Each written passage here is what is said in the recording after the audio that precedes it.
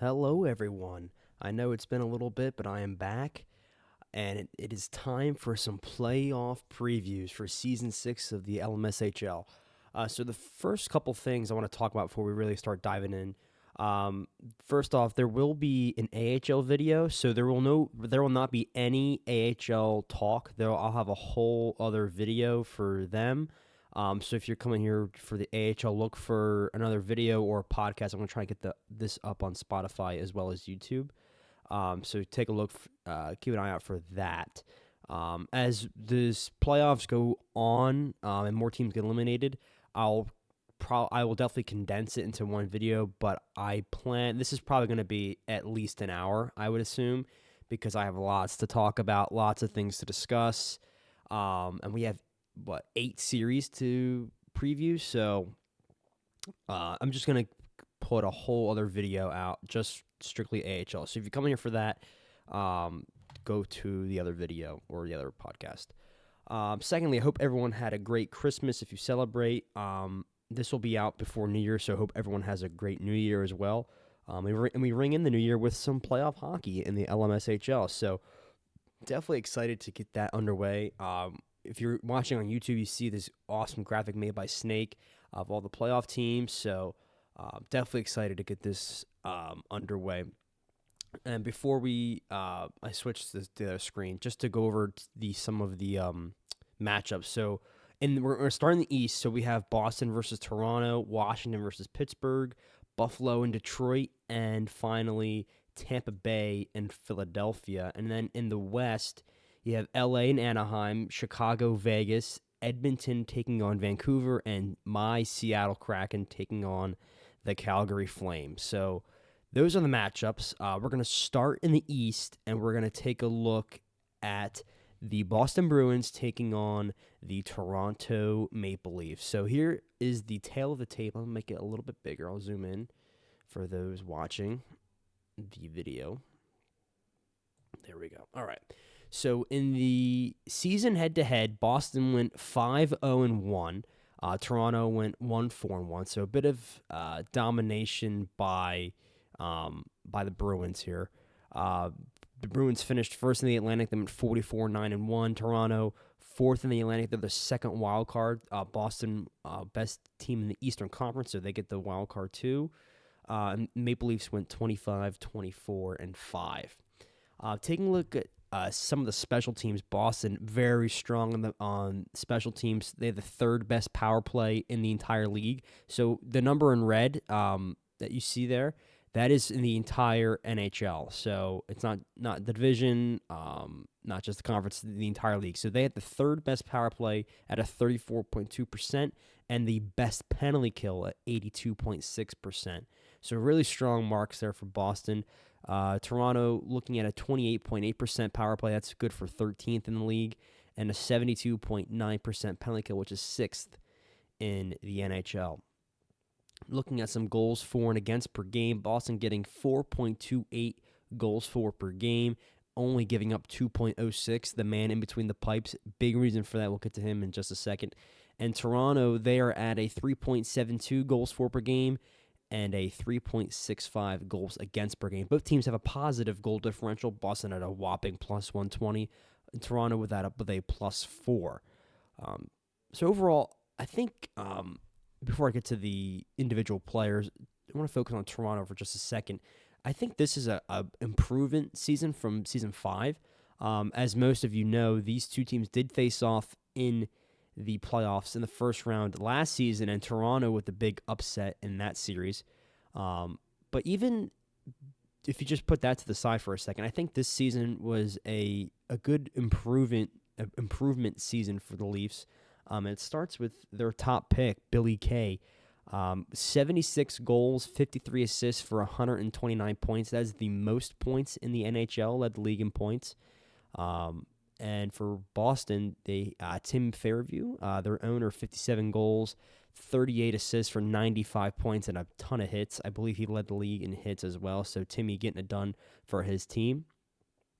And on the back end, you have Dykey, the Leafs owner, with a 73.33 defensive rating, and Danny, who's a longtime Boston Bruin, with a 74.77 defensive rating. And then in the net, this is where, I mean, Boston, they just have such a huge advantage over everyone in the league, not just Toronto, but Sway is just such a difference maker for them. An 848 save percentage and a 196 goals against. That's just absurd. Now, I do know, I've been told by many that Canadian Idiot got traded to Vancouver. So pretend when we get to Vancouver later on, these are his stats. And, actually, anyway, it might be D-Terp starting for Vancouver as well. But regardless, for Toronto, Dikey did tell me, and I forget. I believe it might be Junior Swisher, maybe? No. I should have done my my homework. Fuck. Goal, yeah. Maybe you might see Parsi in net. He played a couple games last couple weeks of the season. But anyway, going back to this, yeah. So, but Sway, definitely the big difference maker in this series. Last season, I think that is very much on the Bruins' minds. Last season, definitely have a bad taste in their mouth, no doubt. This is definitely the best team in the East. This is probably going to be the team in the final coming out of the East. There's a lot of good teams, but I think Boston, just their domination of 44-9-1, they definitely proved that they beat LA in one of their matchups. So Boston's a good team. Now we'll take a look at some of going more in depth here. We'll start with the Bruins. Just looking at their full team stats. Delusions, he was a draft pick of theirs, a rookie. He was part of that Comets squad that just ran it up in the Calder Cup last season in the AHL. So now he got put into the draft and now putting up some good numbers in the regular season. 72 points in 24 games, very solid. Back to Tim, 738 hits for Tim in 40 games, which is just crazy. He might be another rookie as well, 62 points in 19 games. Muggy, man of all trades, all positions, 59 points in 25 games, but I know there are a lot of games that are back there on defense as well.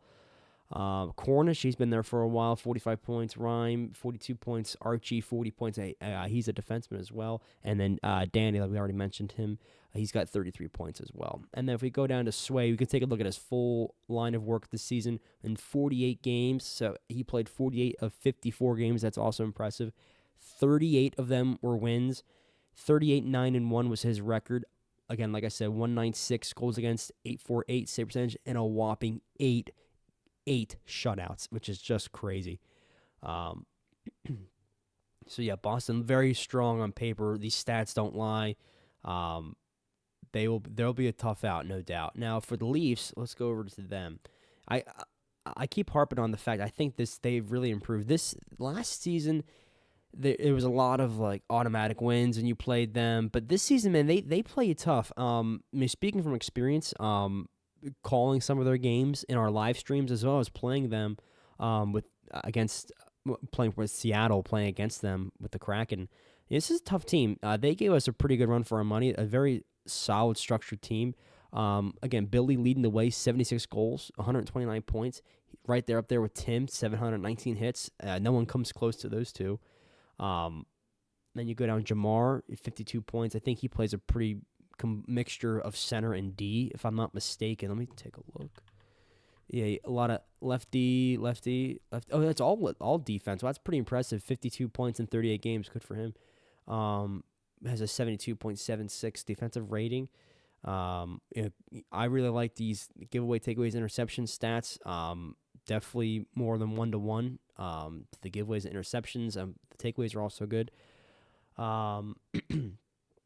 K-Jack, Junior Swisher, again, he plays all over. You have all these Uncle Larry. I think he is in Toronto because he was traded midseason from Vegas. I'm trying to remember. I hope I'm like not counting guys who were traded. So yeah, I know. I think like Felix, he was acquired midseason, I believe. So yeah, Toronto, they're going to be a tough out. This will not be a sweep, I don't think.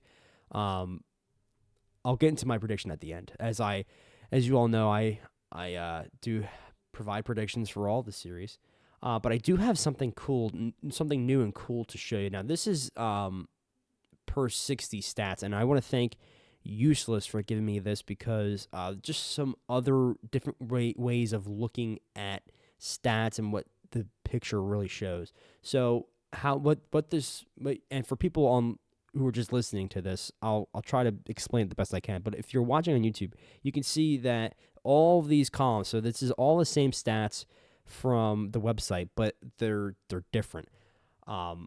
Essentially, what Useless has done is he's taken the time on ice in minutes, taken the average time on ice.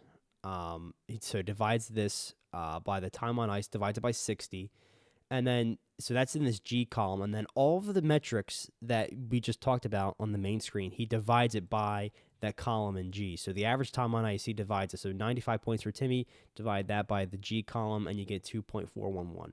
So if we sort this, right, you see Patty, he's on IR. He only played 2 games, so that doesn't really count. But you go to Cornish, solid. Pell, solid. Illusion, solid. So you see all these guys with their points per 60. It's pretty good. If you're looking for like specific goal scorers, like this is good for like scouting as well. If you look for goal scorers, you see again Patty, that doesn't count, but Pell's like you see he's the like big guy out there who is gonna be getting goals and points, all that kind of stuff. But then you look at like hits, right? So you already know Timmy's gonna be leading the way. Yeah, 18.727. The next closest is Cornish, and he's at 7. So there's an 11-point difference between them. So this is just a little different way of looking at things. So if you compare, so Timmy's points per 60 is 2.411, right? So we go over to Toronto. Let's take a look at Billy's. Oh, here we go. Where is Billy? Right here. So we go sort this, largest to smallest. Billy, he's got 48 games. He's at 2.68. So we go back to Boston. Billy's got 2.68. Timmy's got 2.411. So Billy's got him by a little bit, and it makes sense. Timmy's got 95 points. Billy has like 129. He's 129. Yeah. So that makes sense. But just a little interesting way to look at some things. I think it's pretty cool if you go over, and especially for like defensemen. If you don't look at like block shots, giveaways per 60, that's a big one. Takeaways, interception, like those 3 I always look at when looking at defenseman statistics. This is a great way to look at that as well. So we'll be looking through these as we go through the video. But I wanted to explain that now so that way when we go through the other series, we can it'll make some more sense. So this is something new. Again, a shout out to Useless for putting this together. I really appreciate it. So with all that stuff in mind, we'll go back to the matchup comparisons, the tail to tape. Time for my prediction. Now, I think the biggest thing will be Boston's defense. And it's been solid, right? 2.06 goals against is really good. Sway, huge part in that as well. But if you just shut down Billy, right? He's only going to play he can only play the 3 of the first 6 games. So if you can just contain him for the first or middle 3 games, I'd imagine he plays the first 3 because you want to get him for all 3 games.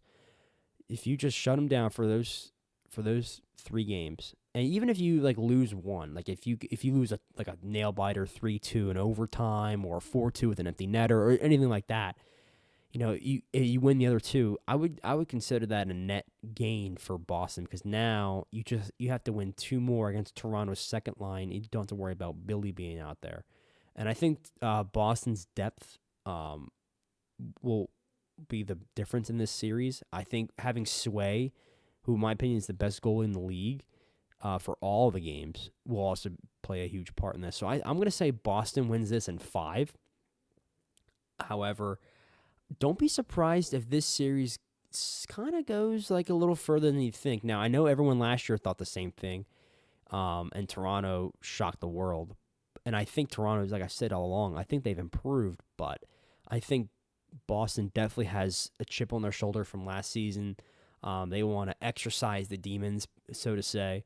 So I do think they get it done, they'll move on, and they will play the winner of the next series, Buffalo-Detroit. But I think Boston gets it done in 5.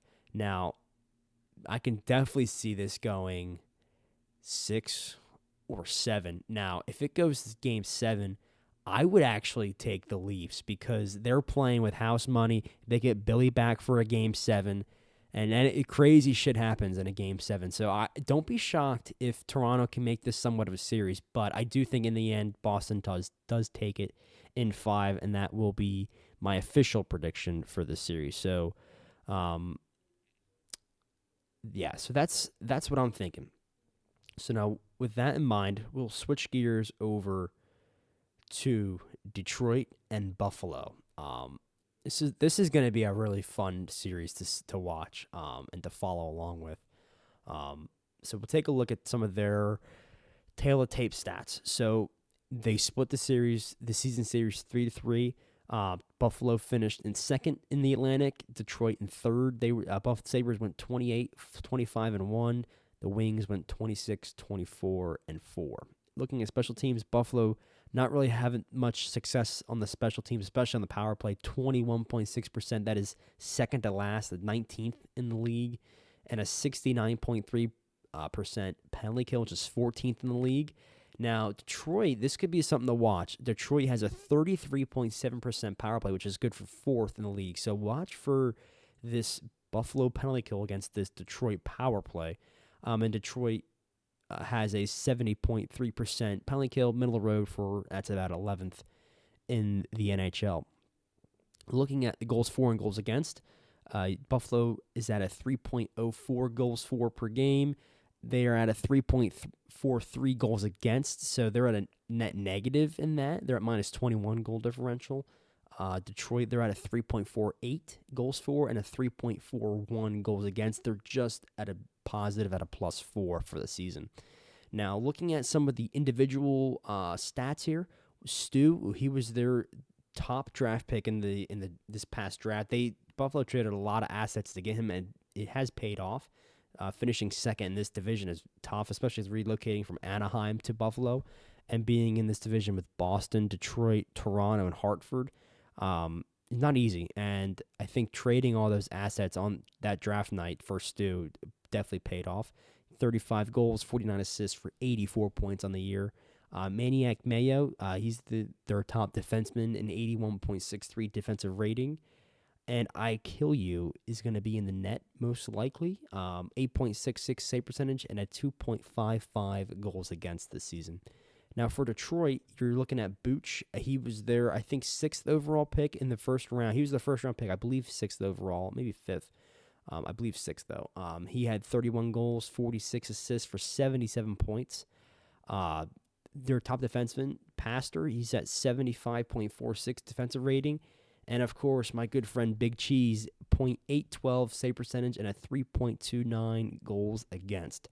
So Detroit will start their cup defense on the road against Buffalo in this series. We'll go back to the standings. We'll get out of this. We'll take a look at Buffalo first because they have home ice in this series. Again, like I mentioned, Stu's stats, 35 goals, 49 assists for him. Slot shot, 34 goals, 43 assists for 77 points in 33 games. Solid season for him. Jalen, he's got 17 goals, 21 assists for 38 points in 27 games. Let me see. What position did he play? A lot of center. Yeah, center, some defense. Okay, he played a lot of defense towards the middle of the season there. So that makes sense. I was somewhat surprised that these numbers were somewhat low, but playing defense makes sense. Swizz, their owner there, 35 points in 34 games, so good defenseman for them as well. Deborov, 31 points. Days, 24 points, so pretty spread out evenly across this team, pretty balanced. Stu and Slotshot definitely leading the charge offensively for them. And then in net, again, like I mentioned, I Kill You, 13-7 with a 2.55 goals against, 8.66 save percentage. And he does have a shutout this season as well. So some strong, balanced numbers all around the lineup for the Sabres. This bodes well for the playoffs because, with a team like Toronto, they might be a little top-heavy, but a team like Buffalo, you see all the games played, all the points are very much spread out. So that'll help them come playoff time. Now we switch gears over to Detroit. Like I said, they won the Cup last year, so they start their Stanley Cup defense on Wednesday night in Buffalo to start out. Booch, like I mentioned him, 77 points. Snake, 72 points in 29 games. Deaky's got 32. Char/Sink Smasher, 31. A couple of defensemen here, Char, and then Pastor, 29 points. I know Slaughter and Scarface, a couple two-ways for them. Gringo did not play the first half of the year, but we know how good he can be. And then these guys out here, some of these guys are midseason acquisitions. Jocker and Diamond have been traded away. Sergio is a late-season midseason trade deadline acquisition. Heartless got traded away. Alex Skies, he was acquired midseason. His actual point total is 30 points in 22 games.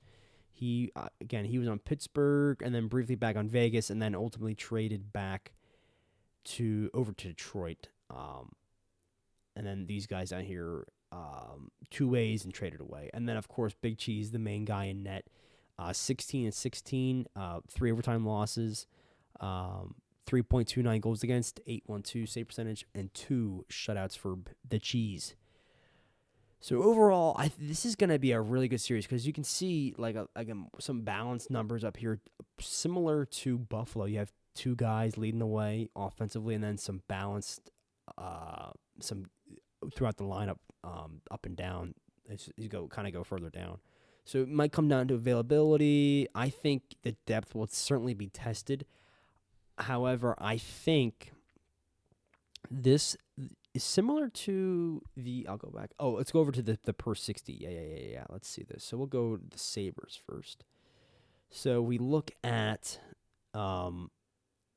where's Slot and here we go. We'll go points per 60 because I want to see how this stacks up to Detroit. So you got Slot Shot and Stu, 2.34 and 2.11. Now we compare that to Detroit with Snake and Booch. See, Booch has a higher 3.14. Sergio, don't forget because he was on Utah and his so his stats are only showing up for Detroit, but he had 22 games played, 60 points. So okay, that's good to know. I forgot about that. I forgot that doesn't show up like that. So he's got 2.9. So he's a good offensive threat as well for the Wings. And then you have Snake down here at 2.47. So you throw in Sergio with Snake and Booch. You got Deaky down here, Gringo, of course. Alex Sky is very good. These guys the Wings are pretty deep, but so are the Sabres. Like you come back over here, they don't have like the flashy not many guys over 2. However, their defense is solid. So it really comes down to, I think, the Buffalo defense versus the Detroit offense. So we'll go back to the tail of the tape. So my prediction for this series, I think Detroit wins it in 7. I think this series goes the distance. This will be close games. 5-3, 4-2, 3-2. You might see a 2-1 overtime game. Maybe there might be Detroit might rail one off like a 7-0. Maybe I don't really see that. More like their blowout win might be maybe 6-2. Maybe 6-1. Like Big Cheese will have to be like Sway. He'll be the big difference maker in this. But overall, I think Detroit might be able to pull this out in 7, but it really could go either way. This is definitely a coin flip for me. Buffalo is such a solid team, and we played them with Seattle, and they're a tough team. I think we split. I think we lost in overtime to them, and we beat them in a close game. My memory serves me right. But I definitely think this could go either way. These teams are very even. Like you look at the goals for and goals against, the goal differential, it's very close. Detroit does have them beat in both, but not by much, especially in the goals against. Their defense is very, very similar. So I do think Detroit pulls it out in 7. But I wouldn't be surprised if Buffalo wins in 6 or 7 either. But I think Detroit gets it done in 7. So if it does go to 7, that'll be a great game to watch Friday night. And grab a drink. And we'll move on to the next series, Tampa Bay versus Philly. Now, this series, this is going to be a fun one to watch as well. So, 2 Metro Division rivals. Very familiar with each other. So this is going to be good. So their season head-to-head, Philly won 4 out of 6. They were 4-2. Tampa Bay won. They went 2-4. Tampa Bay finished second in the Metro. Philly was third. Tampa's record was 30-21-3. Philadelphia was 28-21-3. So definitely very close in the standings. Just came down to the final week. Those last couple wins and losses made a difference there. Tampa Bay will have home ice advantage in the series. So in Detroit and Buffalo, the special teams are going to be fascinating to watch because Tampa Bay has a power play at 25.3%. That's 16th in the league. And they have a penalty kill at 75.9%, which is fourth in the league. Now we go over to Philadelphia. They have a 31.6% power play, so that's sixth in the league, and a horrid 59.4% penalty kill, which is 19th in the NHL. So you see Tampa's penalty kill strength against Philly's power play, which is a strength. Tampa's power play weakness, Philly power play or penalty kill weakness. So it's interesting how these two special team stats kind of contrast against one another. That could be something to watch because, if Tampa can't get their power play going and Philly does, or vice versa, because Tampa Bay's got a pretty good penalty kill. But the 59.4% penalty kill that is bad. That is rough. So we go down to the goals for and goals against. You see Tampa Bay, they're at a 3.96 goals for per game and a 3.8 goals against. Meanwhile, Philadelphia is at a 3.8 goals for and a 3.44 goals against. Both teams are at a positive goal differential. Tampa Bay is at a +9. Philly is at a +19. Looking at specific players now, the leading scorer for Tampa Bay is Contrix. He's got 29 goals, 37 assists for 66 points on the season. Very solid for him. Sniper No Swiper. He has the top defenseman for Tampa. Ooh, that's a lot of T's. 73.31 defensive rating for Tampa Bay. And then Pie Guy 18. In the net for Tampa, he's got a .811 save percentage and a 3.5 goals against. Now for Philly, familiar names here. Punisher, 32 goals, 44 assists for 76 points. K-Max, this is a new guy, or at least new to me, 70.44 defensive rating for the Flyers. And then Simmer 60, a 7.795 save percentage, but a 2.88 goals against. Now, what does that tell me? Philly doesn't give up a ton of shots, but when the shots that are put on, 1 out of every 5 is going in. But a 2.88 goals against tells you that this is a solid goalie. Philly just doesn't give up a lot of shots. So the 7.95 save percentage is kind of looks like anything under 800 kind of is like it's not that great. But a 2.88 goals against is actually pretty good. So I think Philly just doesn't give up that many shots. So I wouldn't really look too much into the save percentage. For me personally, I look way more into the goals against than the save percentage, just because the amount of shots. Goalies can't control that. It's really the guys out in front of him, of course. So I wouldn't put too much stock into that. So we'll go back to the website here. Let's take a look at the Lightning and the Flyers. So first up is Tampa Bay. Again, Contrix, 66 points. JD, I'm going to call him. I think he told me once because I was calling Tampa Bay games in the playoffs last season. I think JD is good for him. JD's got 53 points, 26 goals, 27 assists. Controller Hero, 47 points. Trickster, 41 points. Cormsby, 36 points. And then you start to get down here to the defensemen. Some of the newer guys as well. No Blood. He was traded, actually. He's actually on Philly, I believe. Let's see. Yeah, he's been on. Yeah, he is. Yes.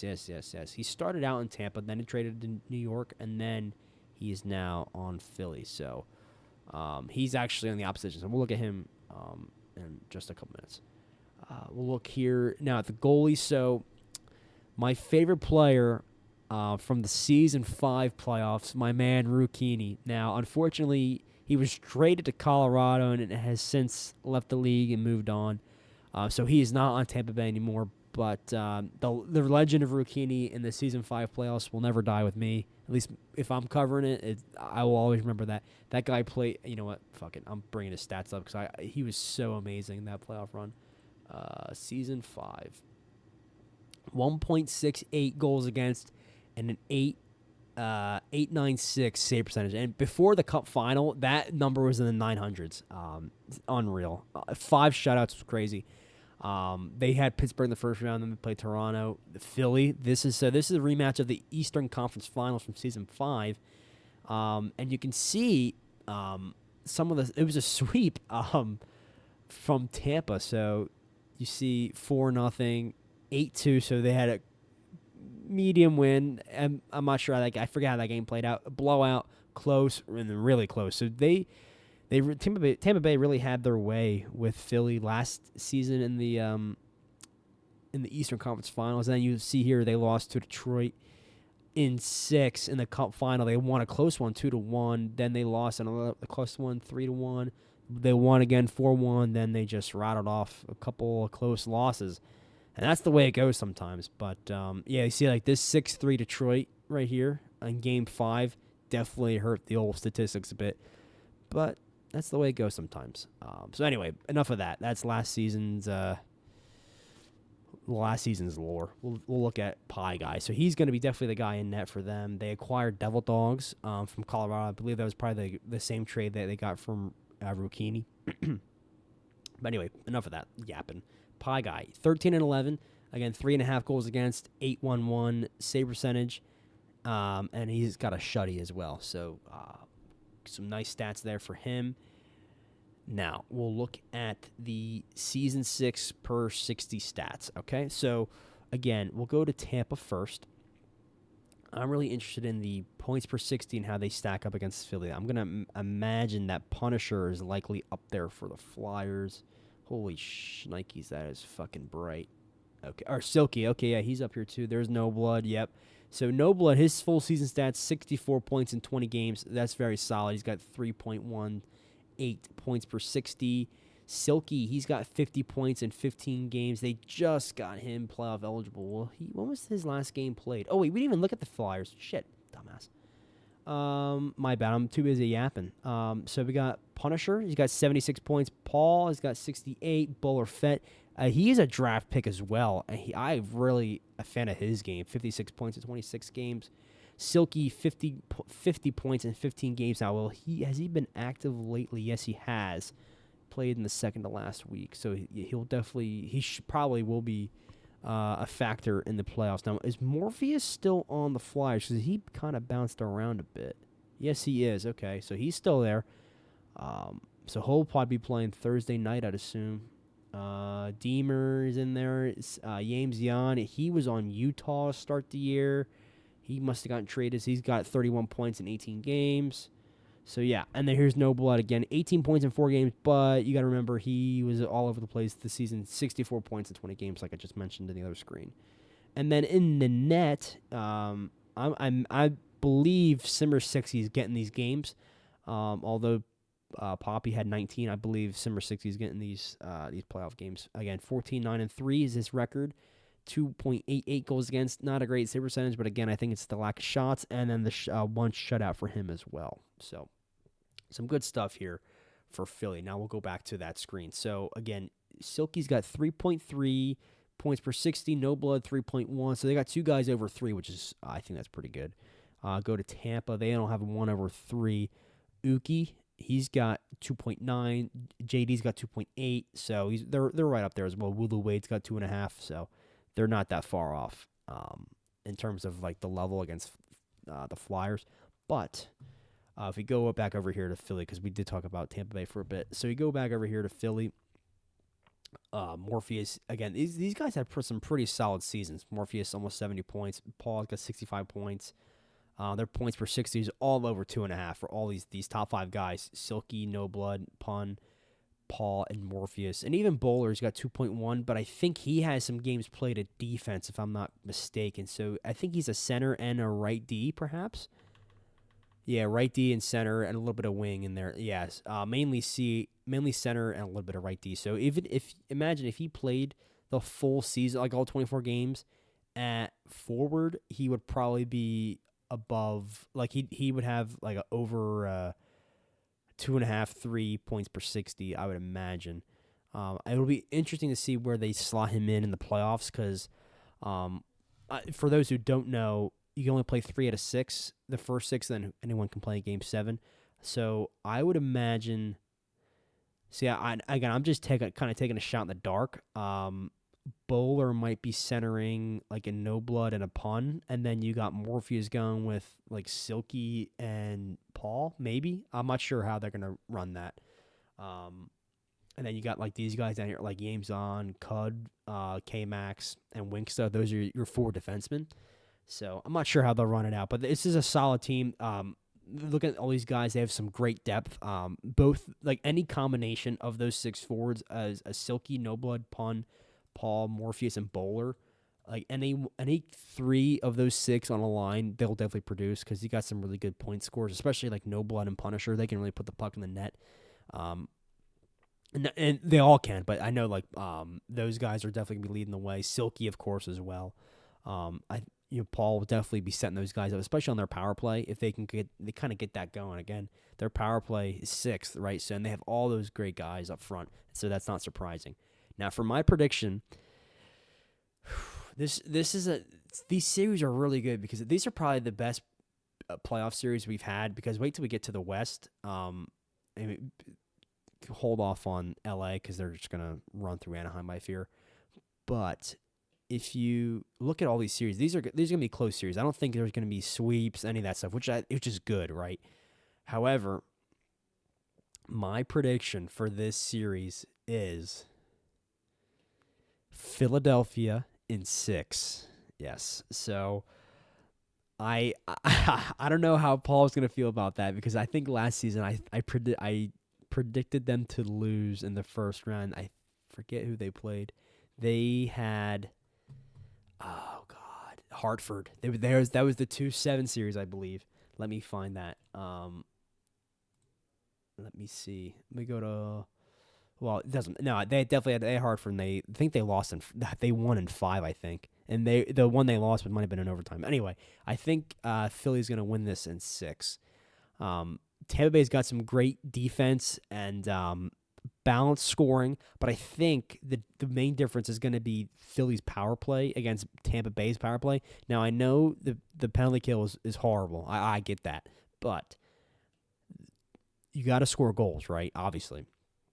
And when I look at these 2 lineups and these rosters, I just see more offense coming from Philly. Not by much, and it's funny because the stats tell me otherwise. Tampa Bay's got almost scoring 4 goals a game.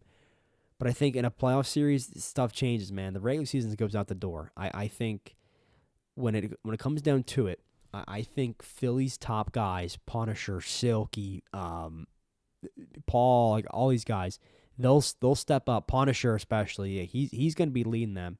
I think all those guys will step up and they'll get it done. Like I said, I think these numbers tell a bit of a false picture about Simmer. I think he's a better goalie than what these stats are saying. I think in the playoffs, the stats reset, right? So you can write a new story. I think this is just not the 795. I don't buy that. And nothing against Pie Guy either. He 8-11 is very respectable, but I think Simmer 60 here. He might be able to steal them a game. The offense might go cold, and they might need a 3-2 overtime win, and he might get that for them. So I think Philly gets this done in 6. Again, no, I don't. This is true for all my predictions. I don't want anyone to take offense, or I'm sure people will, and prove me wrong. Like I hope I'm wrong, but you also can't pick all. I don't like picking all the favorites either. So far, I've taken 2 out of the first 3 underdogs. But Tampa Bay's a good team, man. They finished 2nd for a reason. And they'll put up a fight. Like I said, I don't expect any kind of sweeps. Maybe 1, maybe 2. I think blowout games, that's really pushing it. I think maybe 1. And if there was a blowout game, I think Philly gets it actually. I think that they would run it up like 6-0 maybe. But no, I think this series is going to be close. All these series I think are going to be close. So yeah, so there you go. Philly in 6 is my official prediction. So I'm sure the Philly guys listening and watching are going crazy. And I'm sure Tampa Bay guys are rubbing their hands together like, all right, here we go. So good luck to those guys.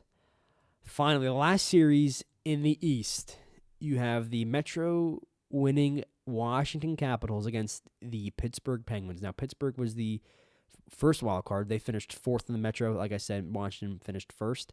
No, head-to-head this season, Washington was 4-2. Pittsburgh went 2-3-1. Washington had a 34-18-2 record. Pittsburgh was 25-22-7.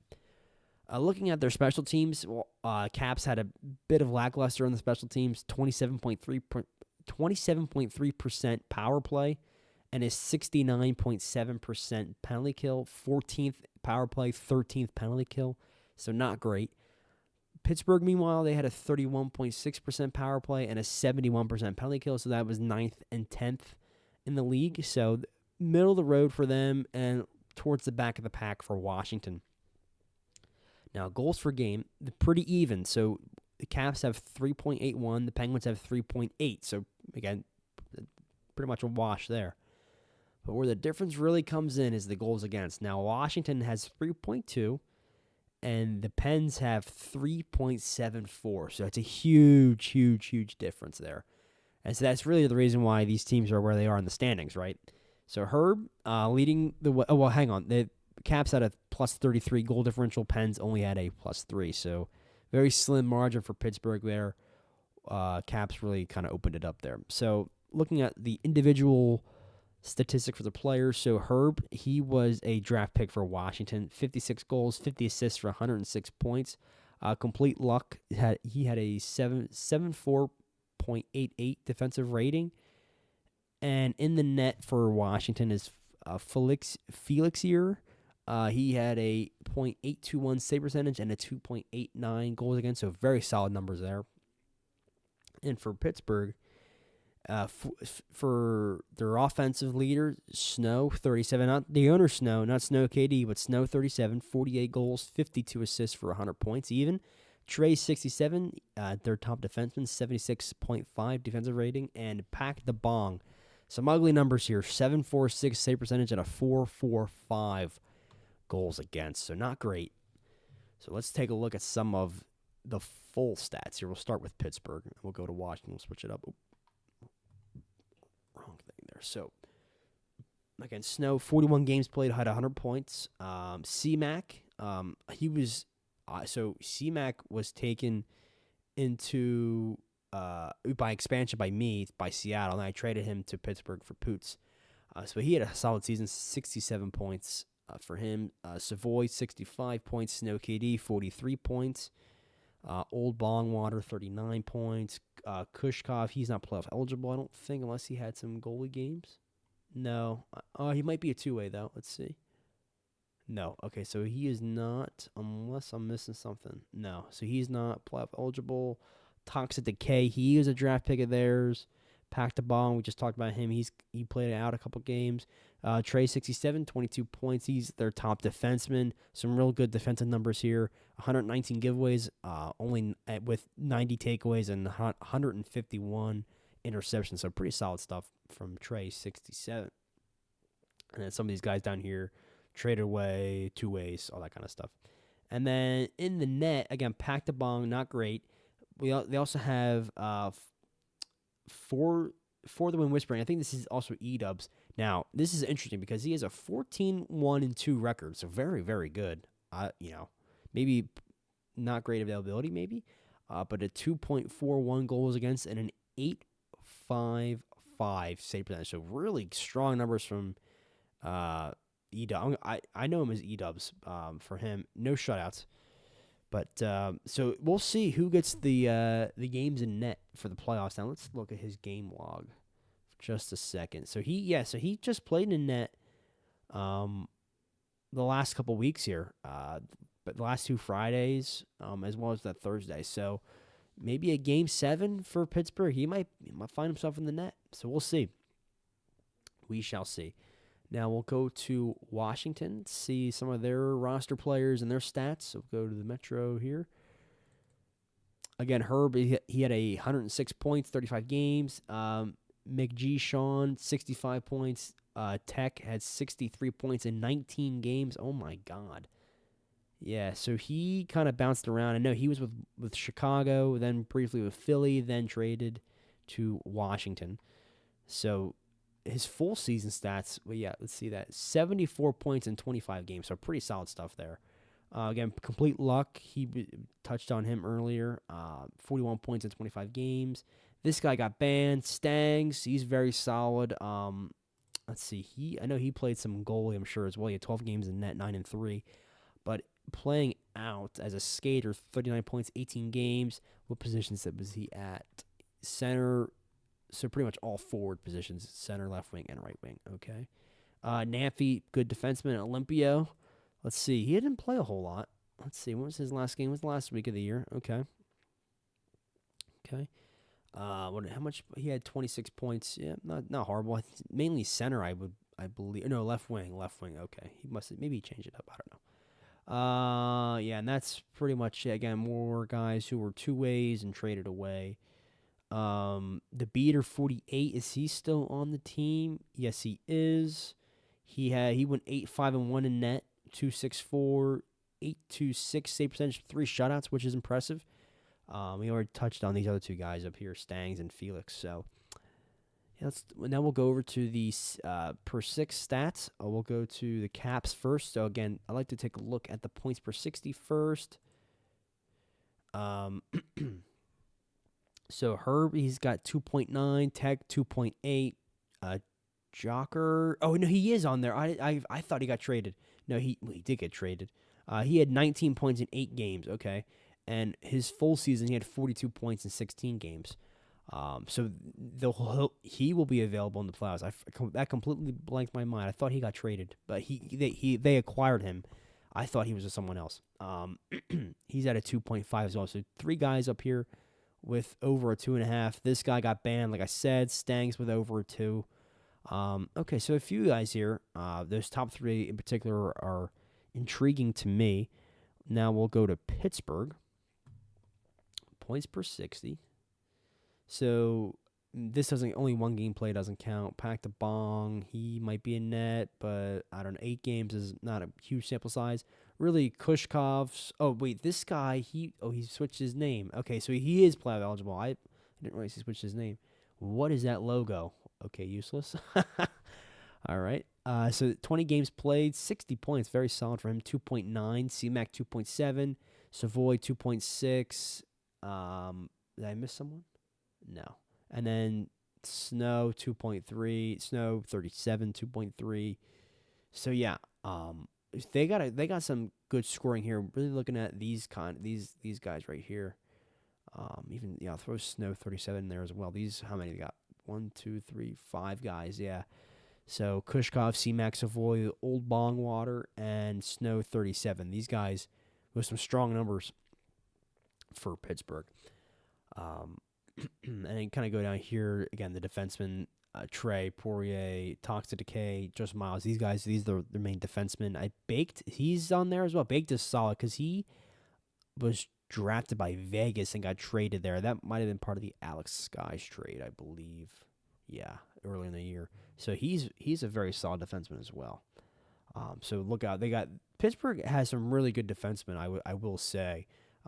They got a nice little balance of a lot of stuff going on here. So this is going to be a tough series for Washington.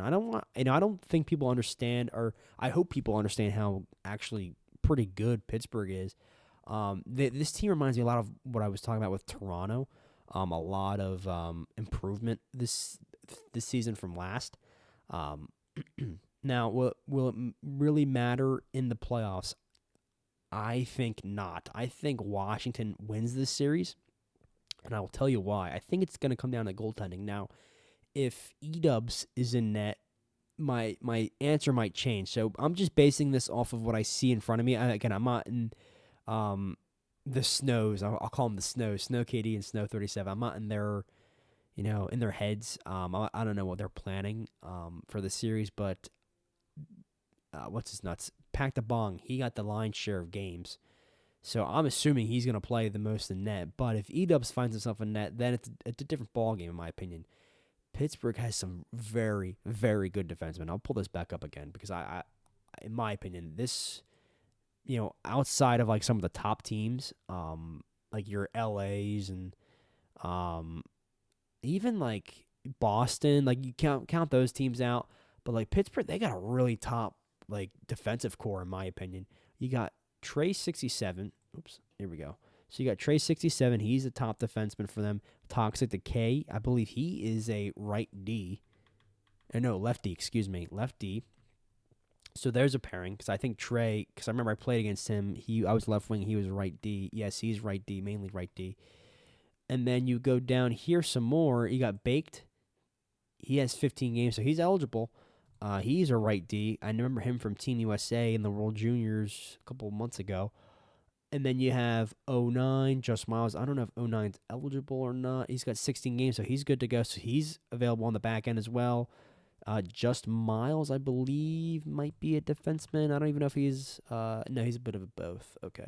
But you see right here, like, you got all these guys, Baked, 09, Toxic Decay, and Trey 67. 4 solid defensemen, in my opinion. If you look at, like, the interceptions per 9, like go here, or per 9, I'm thinking baseball, per 60. Oops.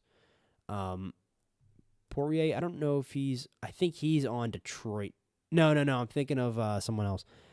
Poirier, Toxic Decay, Trey, they're all right here. So I think Pittsburgh got good defense. However, the goaltending scares me because you look at these stats and they are not pretty. 7.46 save percentage and a 4.45 goals against.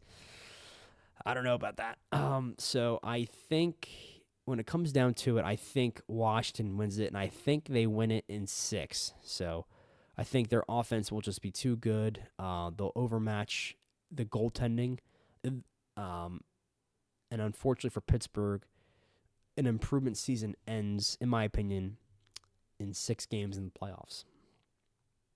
So we will switch gears to the West now. And we start. This is going to be a bit of a quick analysis because there's not really a whole lot to say, and I think others will agree with me. So just give me 1 second.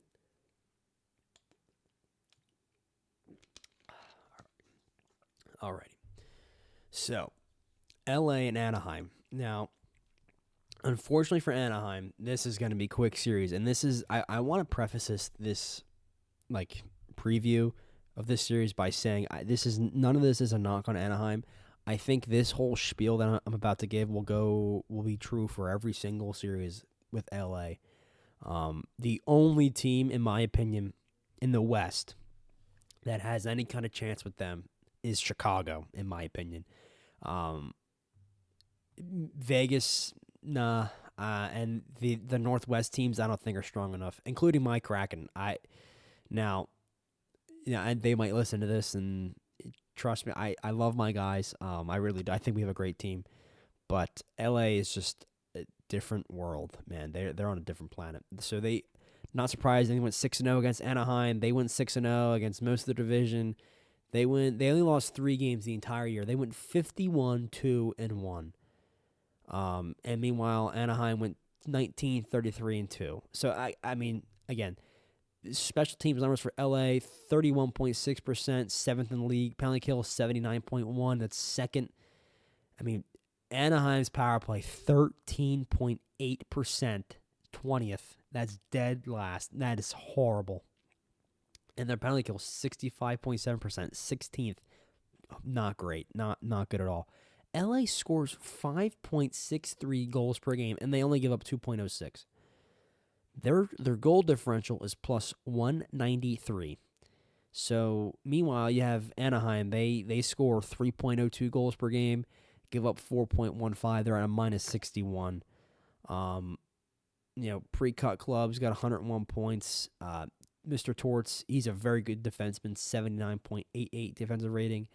And Dark Times, I think he just barely had the majority of games in net for them. It was him in Hockey Time, I believe. We'll look at it in just a second. He has an 8.45 save percentage and a 1.71 goals against. So I mean these numbers are just absurd. For Anaheim, Karchi, who I played with on Temple and LGNCAA, very solid player, 72 points for him. Useless, very solid defenseman, 76.36 defensive rating, and Evil Ways, 7.75 save percentage and a 4.27 goals against. Look, I'll be honest. there's not a whole lot to look at here. And again, I mean this with all due respect to Anaheim. I mean, this is LA's roster. They have one, two, three, four guys with over 80 points, right? So they're just on another planet. I I think I think honestly I might even go to the per 60 stats. I think LA wins this in four. And I think most will agree with me. Again, not a slight to Anaheim at all, but it's just yeah, it's just unlucky for them because they uh, unlucky the draw, I guess. They are the second. I forgot to throw this in there. I believe. Oh, they're the second wild card team for sure. But anyway, that's that. That's short and sweet. At LA in four. Apologies to Anaheim. They did have some close games at the end of the regular season against LA. But I think this is going to be a blowout, unfortunately. So hang on one second. Let me pull this up. Okay. So the next series here for the Western Conference, this will be a very interesting series,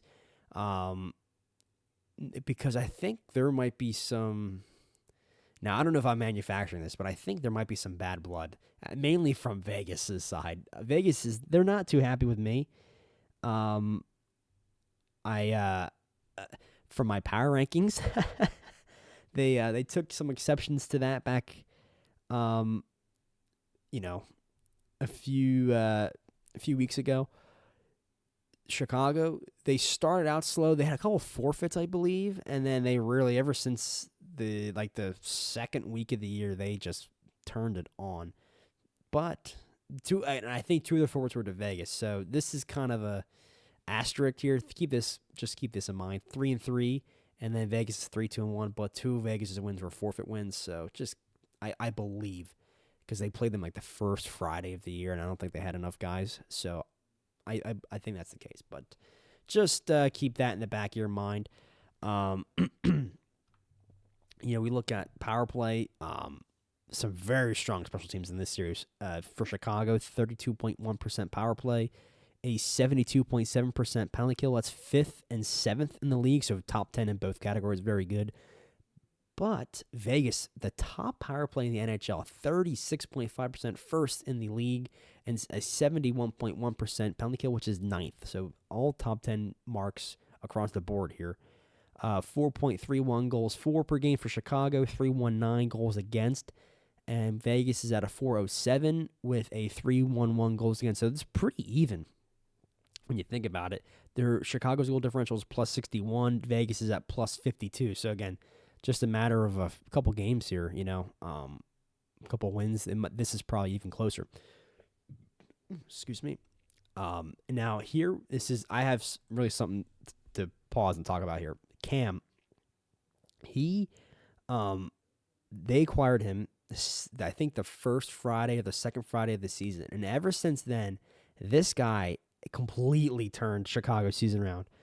He has 58 goals, 54 assists for 112 points. I mean, absolutely unreal season from him. And they just went berserk. Rampy, again, he's an LMSHL OG, 73.78 defensive rating. And then Rip Supreme, 824 save percentage and a 294 goals against. Now, for Vegas, on the other side here, Limitless, 38 goals, 45 assists, 83 points for him. Mata had an 87.5% defensive rating. I don't know how many games played that is. We'll see that in a second. And then Slays, by the way, 846 save percentage and a 296 goals against. So we'll go back over here.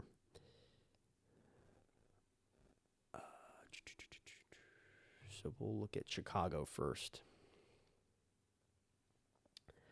So we look here. Cam, again, 112 points. Shrek had 87 points. Tower, 86. Rampy was 72. So strong numbers up top. Now you have Wise, 50 points. Pasternak, is he on their team? Yes, he is. They traded for him at the deadline. He actually had 70 points in 28 games. So solid numbers, man. Some really good work. by this Blackhawks team. And you go in here, you got Outlaw down here, 22 points. Defenseman for them, I believe he's a right D. I'll confirm that. He got traded. He was acquired mid-season as well. Yeah, right D. And then some other, excuse me, some other 2As and guys that were traded away. And then Rip, again, he's their main goalie. He has a shutout as well, 26, 6-1 for him. So solid stuff for the Blackhawks. Now we go over to Vegas. Limitless, 83 points. Reptbro, 81 points. Jolly Fog, 73. Gambler, 69 points. Martins, 47 points. Temp, 41 points in 8 games. Whoa. Holy shit.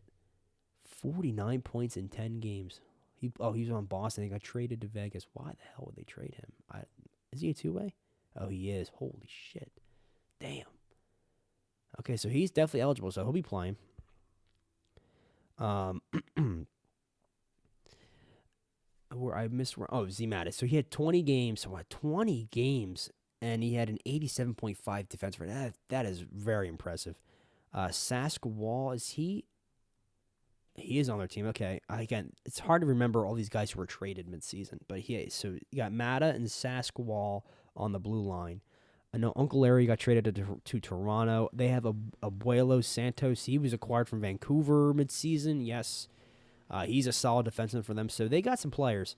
Definitely some good guys up and down this lineup. And then in the net, you got Slays, by the way. And then Simpson, he's the other guy. 10-10, 385 goals against, and a 790, essentially, a save percentage there for him. He's got 2 shutouts, and Slays has 3 shutouts. So some solid numbers for these guys. Now, we look at the per 60 stats really quick. Go to Vegas, because I want to see the points. So, like I always say. So temp, I mean, fuck, man, almost 5. Oh, my God. And then Repbro, 3.45. Limitless, 2.8. Jolly, 2.8. And Gambler, just under 2.5. He's got 2.49.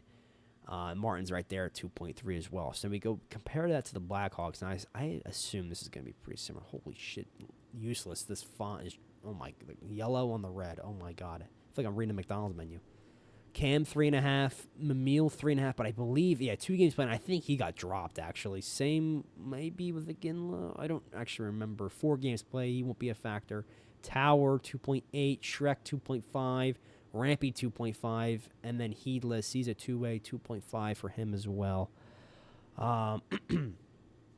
So, Vegas definitely has some more. It seems like they have a lot more firepower, offensively at least. So this is going to be such a great series. I cannot wait. This might be my favorite series to watch because both these teams are so good. And no offense to my fellow Northwest compadres, but the fact that poor Anaheim, I think they're done. But the fact that we'll only have to play like Chicago and Vegas one of them is gonna knock the other out, and then in the second round, LA will knock the other one out. So, like, we will avoid 2 of these 3 teams coming out of the Northwest part of the bracket. Now, time for the prediction. Hang on one second. So, time for the prediction. So, I think, again, this comes down, again, to the lines and all that stuff. I think this is going to be kind of nuts, but I think Vegas wins this series. And the only reason why I say that is because the depth is there. I think the series Vegas wins this in 6. And now they have to win it in 6 because I don't think they can win a Game 7 because that's when everyone can come back. Man, it's tough. It is really tough. If Vegas can steal a game in one of the first 3, because I imagine, I don't know Chicago's lines, but you're gonna have Cam, Shrek, Rampy, and Wise, all available for those first couple games. So if you can just kind of survive, even if you're down 2-1, like if you win 1 against their top guys, I'd feel pretty confident. Now if they win 2, it's definitely done, I think. But then they really have to turn to their depth guys. Now I'm talking about like I can't believe I'm saying this, but like Martins, like Martins all of a sudden becomes a huge factor in the series for Vegas because of all of the top guys that they got. So like Limitless, Rept Bro, Jolly Fog, Gamble, like these guys, they're gonna lead. They're gonna have to lead the way. And you got Mata, who plays lights out. Sasquatch, you know what you're getting with him, and same with Abuelo Santos. Like these guys on defense, they'll get it done. So I think Martins becomes a huge, like Martins and Gambler. These guys they become huge parts in this series. I think they can get it done, and I think they win in 6 games. So that is my prediction for Vegas and Chicago. Now, I will say this: I think Chicago has an advantage in net for sure. I mean, Rip Supreme, he's been here for a while too. He's very solid, and I think if anyone can steal his team a game, it's definitely him. It's tough. Vegas just has so much offense, and yet lately Chicago has they've won, but they've been close games. So can Vegas kind of figure out what they're doing against Chicago and get past them? And I think that's a big question. And then all of a sudden you're setting yourself up with a date with LA in the second round, which good luck with that.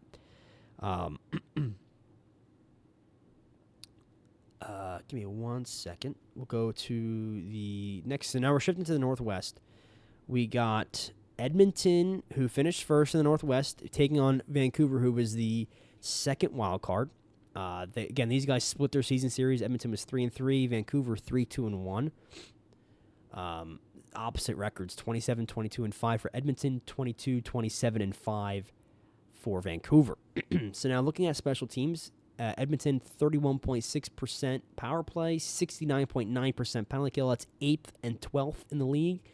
And for Vancouver, 31.2% on the power play, 61.5% on the penalty kill. That's 18th in the league. Now, Edmonton, I feel like, because you can obviously see it on the screen here, but they remind me of Seattle a lot because when you play them, it's a high-scoring game. They score 4.31 goals for per game, but man, they give up a bunch of goals too. They got 4.2 goals against. Now I know they really tried to address the defense at the deadline, so that hopefully that will help them out. But they did draw Vancouver. Now, the reason I think this is good for them because if you look here, I'll say it out loud for the guys listening on the podcast, but. So Edmonton, they have 4.31 goals for per game. Seattle scoring over 4. Calgary over 4. Vancouver is less than 4. 3.78. Okay. Now this is good for Edmonton because since they give up a ton of goals, it's a good draw for them because Vancouver doesn't score that much, but they give up a ton. Vancouver gives up 4.3 goals per game. They have a minus 28. Vancouver's got a minus 28 goal differential. Edmonton's at a plus 6. So just something to think about. When you're going through this series.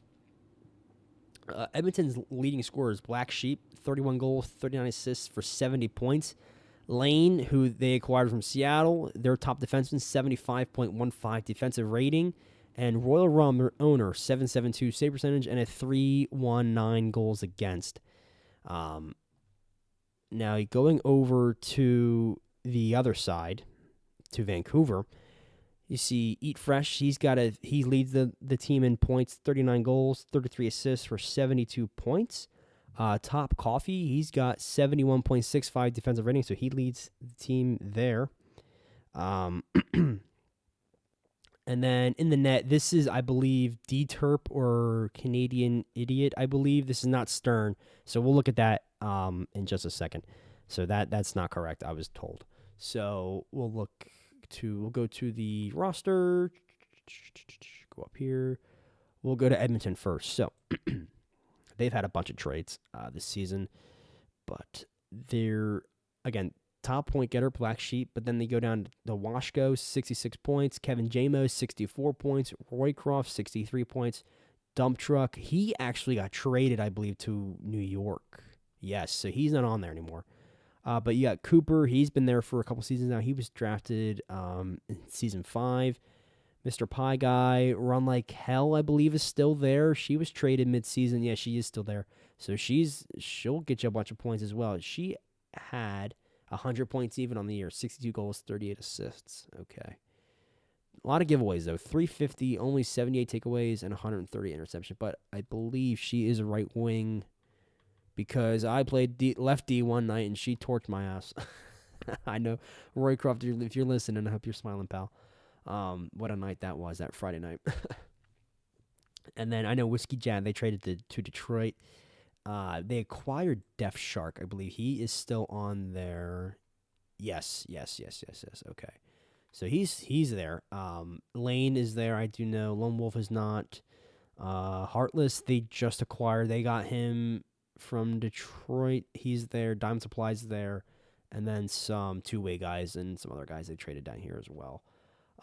In the net, again, Royal Rum, 9-5-2 is his record. Meladino, he had some of the games as well. He had 15 games played, 7-7-1, 407 goals against, and a 7.83 save percentage. He has a shutout as well. So we'll switch over to Vancouver. I'll definitely make a point of it to look at their goaltending as well. So looking at some of the points, again, Eat Fresh has got 72, Tavi 70, OP Ninja 56 is a couple of the OG Vegas guys. Now in Vancouver, still putting up some good points. Felix got traded to Toronto. Shiz has 49 points. Large Feline, I think he's still there. Yes, he is. Wait a second. Did he? No, yeah, he's still there. Okay. Iconoclast. I think this guy is a 2. Oh, no, he was traded here. Okay, from Anaheim. This is a deadline acquisition for Vancouver. He had 60 points, so solid season from him.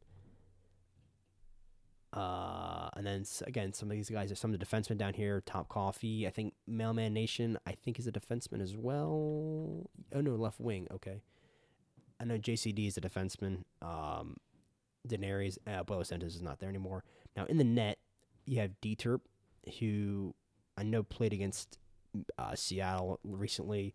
And I know Canadian Idiot is here as well. So these guys are going to be in the nets, Idiot and Dieterp. So Idiot, he's 8-3-1 with Vancouver, 2.5 goals against, and an 850 save percentage. So solid numbers for him. And then Dieterp, 1-9-2, 567 goals against, and a 7.36 or 7.37, I guess, save percentage for Dieterp. So, excuse me. You go up here to the per 60 stats really quick. We'll go to Canucks first. I don't imagine there's gonna be a lot of high numbers. They just don't score, unfortunately. Just, for Vancouver, they just don't really score that much. Only 3 guys over 2.5. Oilers, where are they at? They have a few here. Go largest. JMO's got over 4. That makes sense. Black Sheep, Washko, Cooper, all these guys, and run like hell. Yeah, that's not surprising. I think this is where the series is won and lost is right here. That just the points. If you go back to the comparison, you see Vancouver, they just don't score enough, in my opinion. And they give up a ton. And you see Edmonton, they score 4.31 goals for per game. That's second in the division, in the playoffs at least, right behind Calgary. So, yeah, I think in this series, I think Edmonton probably takes it in 5, honestly.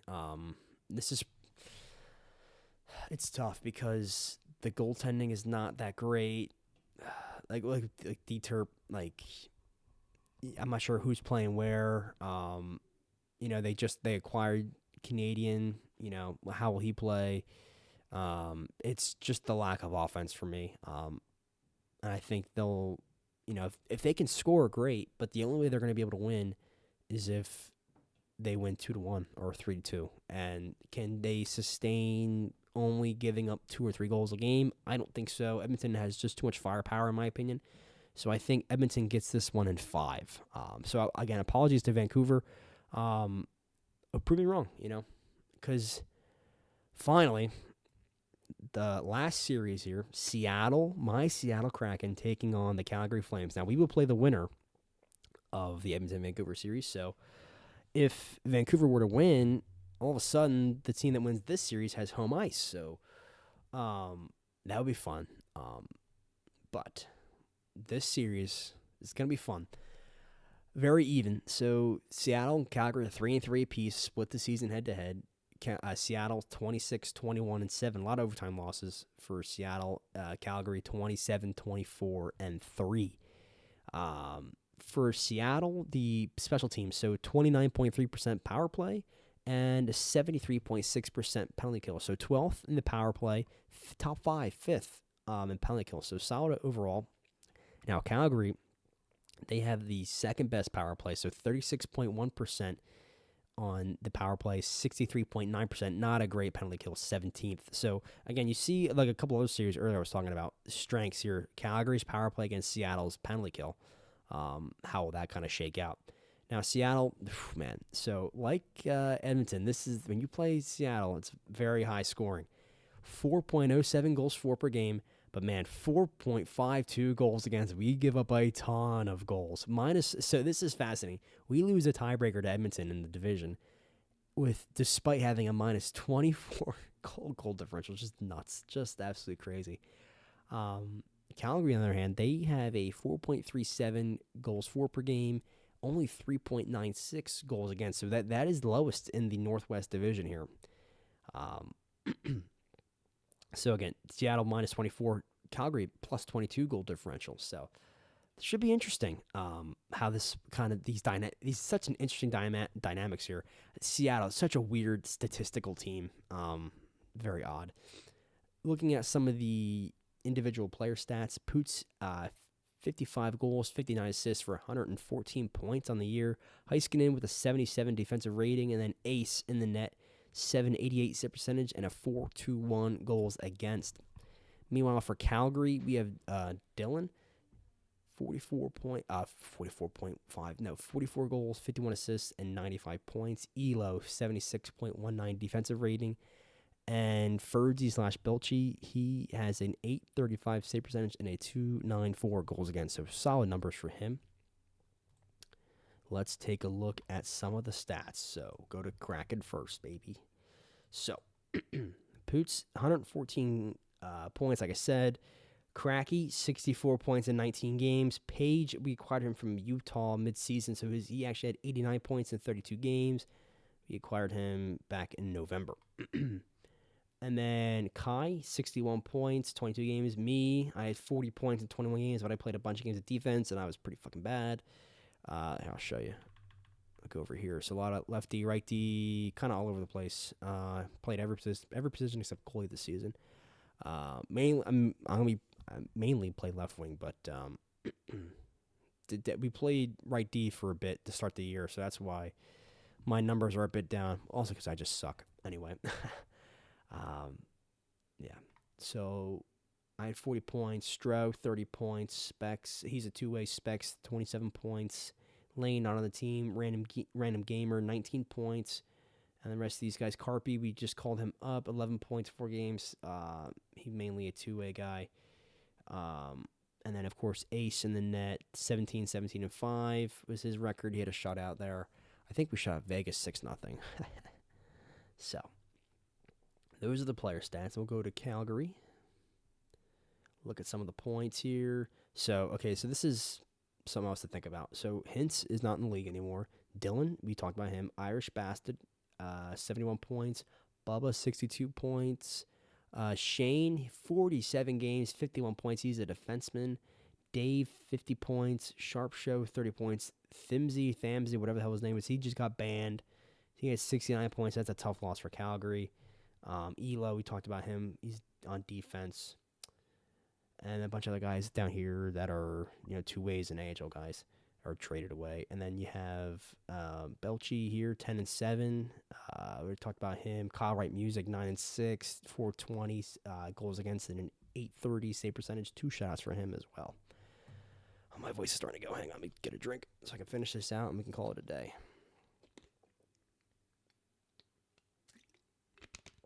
Been going for an hour and 20. Oh, my God. All right, per 60. So we'll take a look at the Kraken. Oh, look, there I am. Let's see, sort largest. So we have Cracky, Poots, Page, Carpy, only 4 games, though. Kai, 2.6. So you have a bunch of guys. You have 4 guys here minus Carpy, over 2.5. points per 60. Then we look at, we go over to the Calgary. You have Dylan over 4. Yeah, he's definitely their top player. Sharpshow 3.6, Bubba 3.4. Fensky, I don't know if he's eligible or not. He's got 3.2. Hintz is not in the league. Irish, he's at 3. Thimsey's banned. So, yeah, again, similar stuff here. Now, we go back over here to the comparison. Now, time for my prediction. So, I hate to sound biased, but I think Seattle is going to win the series. I think we win it in 6. I think Dylan will have a couple games where he goes off, but then I just like my team, man, and I know I'll get called home or all that shit, and I don't give a fuck. I think if we can just shut down the defense a bit, the 4.52 staring back at me is just crazy. If we can just kind of calm that down a bit, I think we can get it done. But Calgary, they got a good team, man. But I think these guys leave, they getting banned and leaving. It sucks for them. I hate to see that, but I do think in the end it will be Seattle moving on to the second round. So with all of that in mind, that's a lot of talking for an hour and 20 minutes. We'll go back here. So with all that in mind, those are my thoughts, my previews, my analysis, my predictions. Hope you guys enjoyed. Again, hope everyone had a great holiday season. Have a great new year, and I will see you in the Season 6 playoffs. Have a good one.